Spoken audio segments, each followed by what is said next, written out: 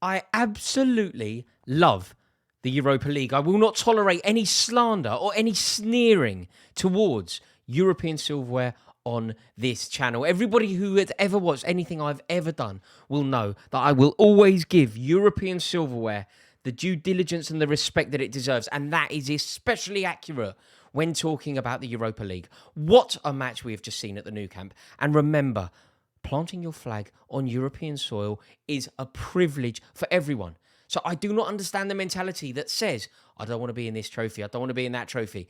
Winning in Europe, it's glorious. Some of Chelsea's my favourite ever memories. What happened in Stockholm against Stuttgart in 1998 will forever stay in my heart. What happened, what Branislav Ivanovic did to Benfica will forever stay in my heart. I imagine that any Manchester United fan watching this will still be tormented by what happened in Gdansk against Unai Emery. This trophy, it means something. There is prestige to it. Of course it isn't the Champions League. I'm not even making that argument. I'm just saying that if you turn your nose up at European silverware, you and I do not see football the same way. Playing in Europe is amazing. And those Manchester United fans that have just gone and watched a scintillating game from that away end, we saw them chanting, celebrating, joyful scenes, the boos going everywhere as Manchester United scored goals in the Nou Camp. It's glorious. It really is. And look, I understand that maybe it's slightly underwhelming watching these two behemoth clubs going head to head in the Europa League rather than like Barcelona versus Manchester United feels like a European Cup semi-final, doesn't it? I mean, fairly recently, I think 2 out of 3 years, it was the European Cup final, wasn't it? In Wembley and in Rome, I think there was only a couple of years apart. You know, it was the European Cup final. So, of course, I understand why it could feel a little underwhelming. But for me, it's amazing. And that match was magnificent. If you watch football for entertainment purposes, which is effectively why I watched it tonight, you know, I'm a neutral pretty much. It was just perfect. It was just perfect. It was a game that had everything. The first half was sort of interesting, and it was great to get a little bit of knowledge and understanding of both teams. You know, new managers, both doing really well. And then the second half came alive. And what a sight it was. And do you know what? I've just watched both teams play one another for 90 minutes, and I am none the wiser as to who's going to progress. That's how good the game was. That is how much both teams took it to one another. That is how vulnerable both teams managed to make the other team look. That is also an example of how good both teams managed to look. It was just brilliant. And I can't wait for the return leg at Old Trafford. I really can't. But if you were to ask me who's going to progress, I mean, maybe Manchester United's a favourite because they can say win the home game and they're through. The lack of away goals is obviously an issue for Barcelona. Well, I don't know. But I honestly loved it. And Barcelona are 8 points clear at the top of La Liga. So it was a really good test for Manchester United today. It was a really good test for Erik ten Hag to see where his Manchester United are up to. Going head to head with the team that are currently 8 points clear of La Liga. It's good for him to monitor how his team are doing. And let's face it, if Barcelona had gone down to 10 men for that foul that denied Marcus Rashford when he was through on goal, I think it's fair to say that Manchester United would have won the game. It was a ridiculous decision. I don't think it was a penalty, but I do think it was a sending off. I think Rashford thought it was a penalty. At one point, I thought the penalty was going to be given, but something had to be done. And either the penalty, I mean, look, it wasn't in the area, but it was a sending off. It was a sending off. Marcus Rashford used his body beautifully. He dropped the step over, the old lollipop, at the perfect moment. Challenge came in, player went down. The referee didn't do his job. So had that had the impact that it should have done, Manchester United would have been playing against 10 men in the Nou Camp, and I think they would have won the game. They were excellent. They could have won it against 11. And I think that Manchester United will be very disappointed that they haven't won the game. But overall, I thought that they were sensational. And Marcus Rashford, again, beautiful goal he scored. Beautiful goal. Beat Ter Stegen at the near post. I imagine he'd be gutted. But Marcus Rashford is the best footballer in the world at the moment. I don't even think that's particularly controversial. He's doing so well. He is carrying a club like Manchester United on his shoulders.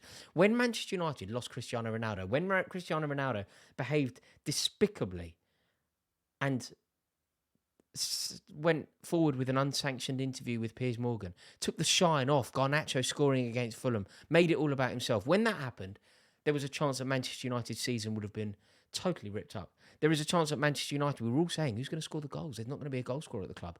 Wow, we didn't see how the very impressive numbers of Cristiano Ronaldo from last year, what was it, 18 Premier League goals?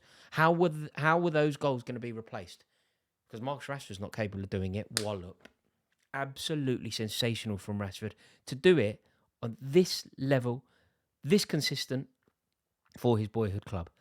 I mean, it was truly, truly exceptional. And that game was just scintillating. And I honestly think that United will be a little bit gutted. Although saying that, Erik ten Hag, I thought he looked reasonably content as he was walking off the pitch. I think he probably would have loved to have overseen Manchester United's first ever win at the Nou Camp. But I think he'll be fairly happy. And actually, I don't think Xavi looked too happy. I mean, at the end, he was right up in the referee's grill, giving him what for. I think he was presumably having a pop about the late handball shout. I think the ball hit Fred, and it could have possibly led to a penalty, although Fred did not move his arm. His arm was close to his body, and I think the fact that the proximity to which the ball came is probably what saved him. It's one of those things, you can argue it both ways, and I imagine people in the comments will. For me, I think it could have been given as a penalty. And, when people have these debates, particularly online, they always do it so politely, so full of nuance and so respectfully. So I look forward to reading the comments. But for me, I imagine that it could have been given as a penalty. But overall, neither team today deserved to lose. So on some level, I'm glad that it wasn't. I'm glad that it wasn't given. But Marcus Rashford today. Marcus Rashford and Erik ten Hag have blown my mind this season. They really have. Erik ten Hag has got everything right. And Marcus Rashford, just all I can say is wow. I mean, he actually had the audacity to treat the Nou Camp like his back garden. Treating the Nou Camp like his own playground. Rafinha, he had a good game and he scored, but I don't think he'll be on defensive duties anytime soon. But he certainly could have done. He certainly could have done a little bit more. But yeah, Erik ten Hag and Rashford, they are just getting everything spot on. Like Erik ten Hag in last weekend against Leeds rested his first choice centre half pairing and his first choice central midfielders. Still got the result. That's such a risky strategy. So risky. Rest Varane from Ellen Road. Cost you points. Like Manchester United are, I don't think they're going to win the league, but they are in contention for winning the league. And had they not conceded that last minute free kick at Palace, remember that free kick, glorious free kick, Elise, had that not gone in, and maybe they'd beaten Leeds when they drew 2-2, they'd be on for the title potentially. They're the only club in all 4 competitions to which they started this season. Erik ten Hag has just blown my mind. He's brave. He makes big decisions. He doesn't hide. Drops the captain.